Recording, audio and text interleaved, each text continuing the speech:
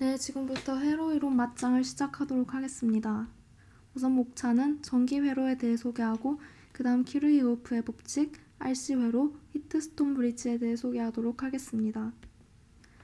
우선 전기회로가 무엇인지부터 알아볼 건데요. 위키백과에 있는 간단한 정의를 인용하자면 전기회로는 전기가 흐를 수 있도록 설계된 닫힌 회로를 뜻합니다.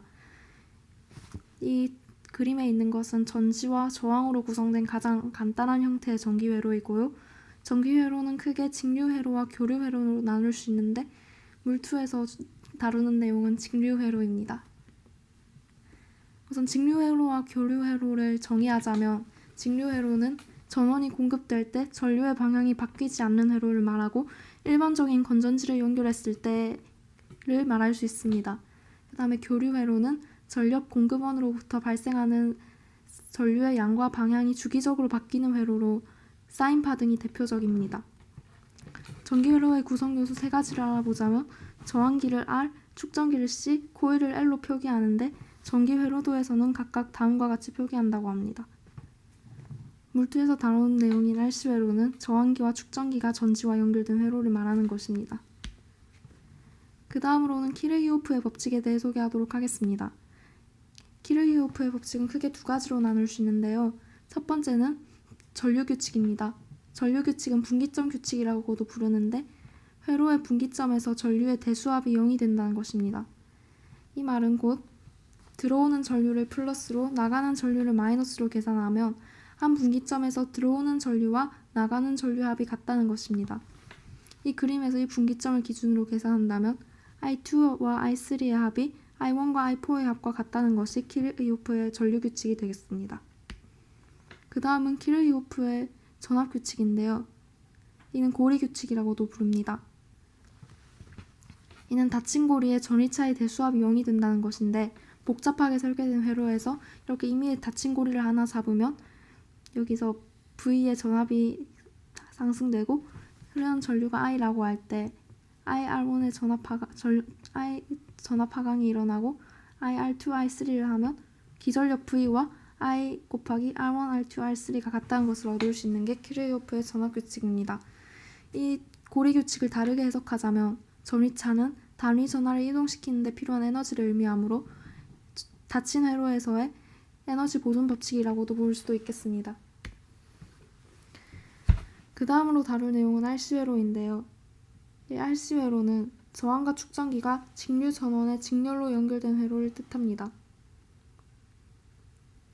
처음에 전하가 저장되어 있지 않은 축전기를 이렇게 연결하게 되면 축전기에 전하가 충전되기 시작하고 이때 전하가 0인 축전기는 일반 도선과 같이 작용합니다.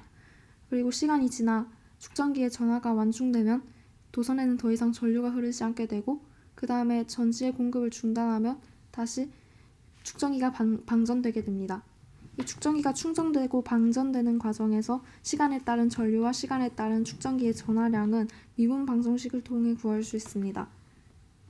우선 충전되는 경우를 살펴보면 키르히오프의 전압법칙에 의해서 이 기전력 마이너스 C분의 Q 마이너스 IR은 0이라는 식을 얻을 수 있습니다. 그런데 I의 정의에 의해 전류는 DT분의 DQ이므로 이를 대입하고 양변을 R로 나누면 다음과 같은 식을 얻을 수 있습니다. 이를 변수 분리하여 적분하면 이렇게 되고 다시 이런 식이 나오는데 그러면 시간에 따른 전하량 Q, 스몰 q는 라지 Q 곱하기 1-2분의 마이너스 RC분의 T로 표현할 수 있습니다. 여기서 이 기호는 RC를 뜻하는 것인데 이 RC 회로에서의 시간 상수라고 부릅니다.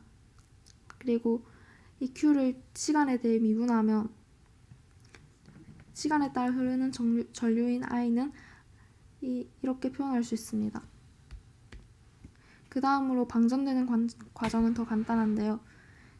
마찬가지로 키르히오프의 고리규칙에 의해서 마이너스 C분의 Q 마이너스 IR은 0으로 표현할 수 있고 이를 변수 분리하여 적분하면 스몰 q, 그러니까 시간에 따른 축전기의 전하량 스몰 q는 라지 q 곱하기 2의 마이너스 RC분의 T로 표현할 수 있습니다.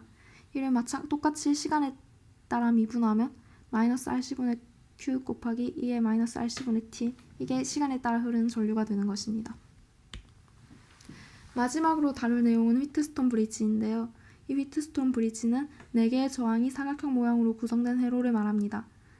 이는 미지의 저항값을 구하기 위해 사용되는데 이 B와 D 점 사이에 검류계를 설치하고 이 Rx를 가변 저항으로 놓으면 Rx를 잘 조절하여 이 검류계에 흐르는 전류가 0이 되도록 할 수 있고, 그러면 이때 간단한 공식에 의해 가변 저항 Rx의 값을 유도할 수 있습니다. 이 왼쪽 도선에 흐르는 전류가 I1이고 오른쪽 도선에 흐르는 전류가 I2라고 하면 이 위쪽 삼각형 절반을 고리로 설정하면 키르히호프의 고리 규칙에 의해 I1R1은 I2R3라는 식을 얻을 수 있고, 마찬가지로 아래쪽 절반 고리에 대해서 I1R2는 I2R4라는 식을 얻을 수 있습니다. 따라서 이 식을 연립하면 R3분의 R1은 R4분의 R2, 따라서 가변 저항으로 둔 여기 R4를 구할 수 있는 것입니다. 이 휘트스톤 브릿지는 전자저울의 측정 원리에도 이용되고 다양한 곳에서 미지 저항을 측정하기 위해 이용되고 있지만, 저항이 너무 작은 초선도체 같은 경우에는 오차가 커서 저항을 정밀하게 측정할 수 없다고 합니다. 따라서 저항이 0으로 수렴하는 초선도체 같은 물질의 경우에는 코일을 이용해 저항을 측정한다고 합니다.